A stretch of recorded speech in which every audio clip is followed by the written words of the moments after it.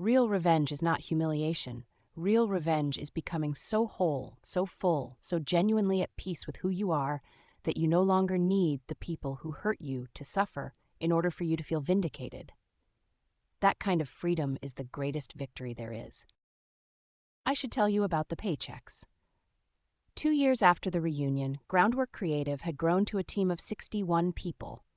And among the resumes that came across my desk, submitted to our HR director, screened, shortlisted, forwarded to me for final review, was a name I recognized. It was not Madison.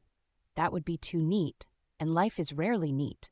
It was one of the orbiting planets, one of the girls who had been at that table, who had laughed, reflexively, the way teenagers laugh when laughter is social currency.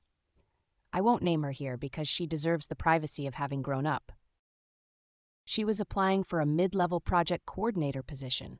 Her resume was good, her portfolio was solid. She had no way of knowing, I'm certain, that Jennifer Cole, who would make the final call on her employment, was the same Jennifer Cole she'd known in 2003. I hired her, not as an act of power, not to watch her squirm. Because she was qualified, and because I have spent my entire career building a company on the principle that people deserve to be evaluated on the merit of what they bring, not on where they came from or what they used to be. On her first day, in our onboarding meeting, she recognized me. I watched the color shift in her face, the quiet, private reckoning of a person connecting 2 chapters of a story they hadn't expected to intersect. I welcomed her to the team. I meant it. I said to her the same thing I told everyone else. This is a place where we take the work seriously and take ourselves lightly. You'll do well here. She has been with us for 4 years. She is, as it turns out, exceptional at what she does. She has been promoted twice. She once thanked me in a company all-hands meeting in a way that was specific and genuine, and that made several people around her cry. I did not cry. I'm kidding. I cried in my office afterward, alone, with the door closed and Gerald's tamales on my desk, and I felt something that I can only describe as the full completion of a very long sentence. The truest form of power is not the ability to punish the people who hurt you. It is the refusal to let their cruelty define the kind of person you become. The person you become in response to how you were treated is the real measure of your life. You can let cruelty make you cruel, or you can let it make you someone who knows, with bone-deep certainty, exactly what kind of world you want to build. And then build it. I am 40 years old as I write this. Groundwork Creative employs 83 people. We have offices in 3 cities. We work with companies I once read about in magazines at the public library. My mother, who still works part-time because she says she'll go crazy otherwise, has a car that doesn't make that sound anymore.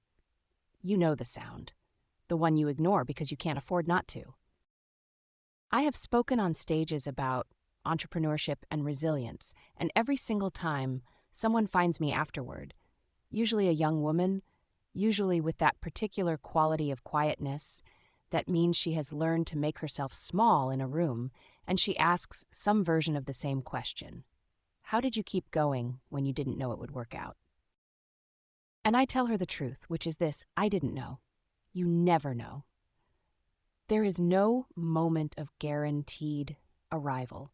There is only the decision, made freshly every single morning, to keep building the thing, even when the thing is small, even when you're tired, even when the people around you have decided, based on a pair of shoes or an accent or a zip code or whatever arbitrary marker they've chosen, that the thing isn't worth building.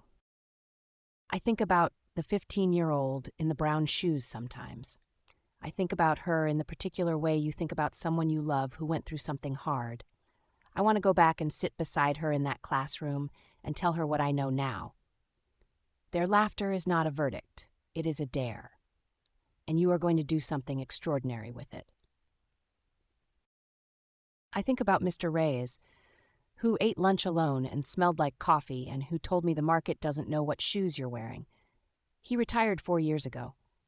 I sent him a letter. He wrote back. He said he always knew I'd be fine.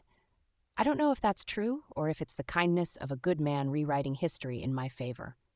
Either way, I cried reading it. I think about my mother in her scrubs, setting down a fork, saying, "Baby, I always knew it," and how that sentence held me up on the days when I wasn't sure I believed it myself. And I think because this is the part of the story that belongs to you now, about whoever is reading this in a moment that feels small and hard and without an obvious exit, the person who is currently the joke in someone else's story, who has been laughed at, dismissed, underestimated, assigned a ceiling by someone who had no business measuring them. If you're enjoying this story, hit that subscribe button and the bell icon so you never miss another one. I want you to hear this as clearly as I know how to say it. They are not the author of your ending. You are, and the most powerful revenge you will ever take is the patient, relentless, deeply personal work of becoming everything they couldn't imagine you'd be. Not to prove them wrong, not for them at all, for you. For the version of you that the 15-year-old in the wrong shoes was already becoming, in the quiet, in the back of the classroom, in the spiral notebook under the mattress. I was their joke. Now I sign their paychecks, but honestly, that's not the best part. The best part is that I built something I'm proud of, with people I love, in service of businesses that needed exactly what only I could give them, because of everything I came from, not in spite of it. The best part is my mother's car.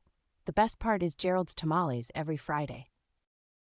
The best part is the girl in the all-hands meeting, getting promoted, finding her footing in a company that sees her clearly, because its founder decided a long time ago in a classroom full of laughter that the world she would build would be the kind that sees people clearly. That's the best part. That's always the best part. Become so good, so kind, so deeply rooted in who you are, that there is simply no room left for bitterness. Fill yourself up so completely with purpose, with work, with love, with the quiet pride of a life you built with your own hands, that the old wounds don't disappear, but they become part of the foundation. And foundations, as it turns out, are exactly what you build on. The girl in the wrong shoes built something right. Share the story with someone who needs to hear it, the one who's being laughed at, the one who's quietly building, the one who hasn't been told yet that they're going to be okay. They are. Tell them.